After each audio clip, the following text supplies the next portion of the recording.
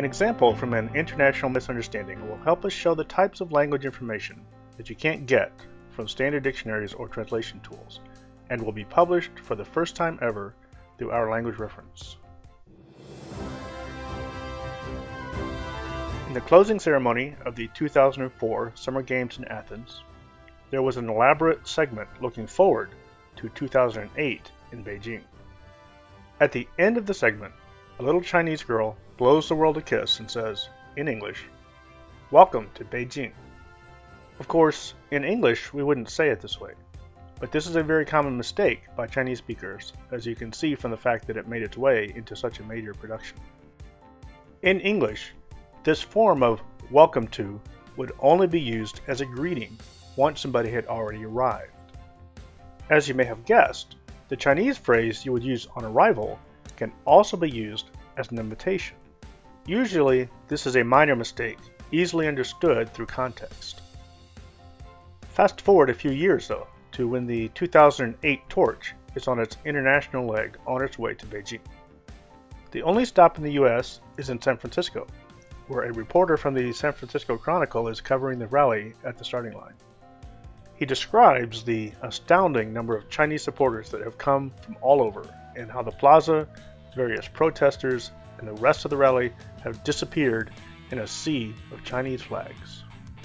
So this is the context when someone walks by, described by the reporter as a cocky young man, and reads out loud the sign he is carrying. "Welcome to Beijing." And the way that the journalist concluded his article was, "Just for future reference, China, or for that matter, anyone else, you can try to take over, but good luck. This is San Francisco." And you can see what happened here.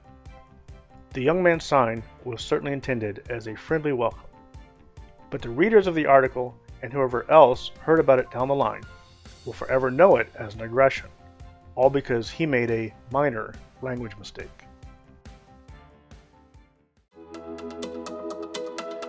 The reason this mistake is so common is because, until now, all we've had to work with are dictionaries and translation tools.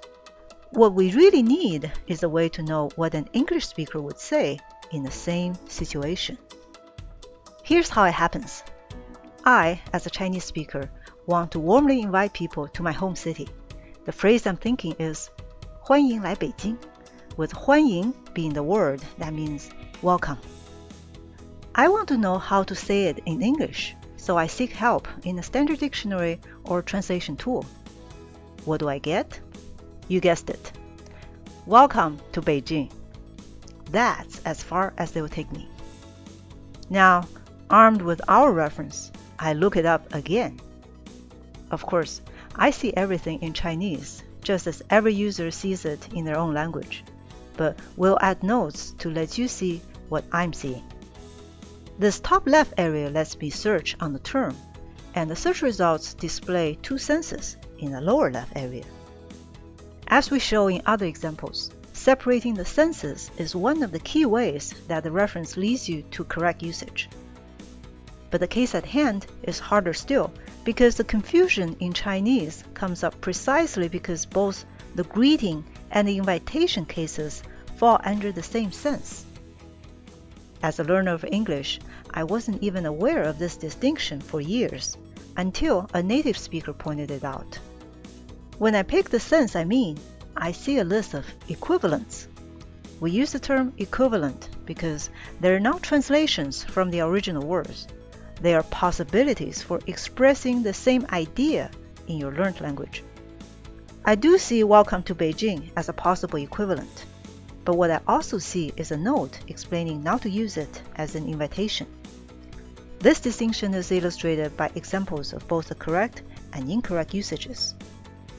These are not your standard dictionary notes about a specific term.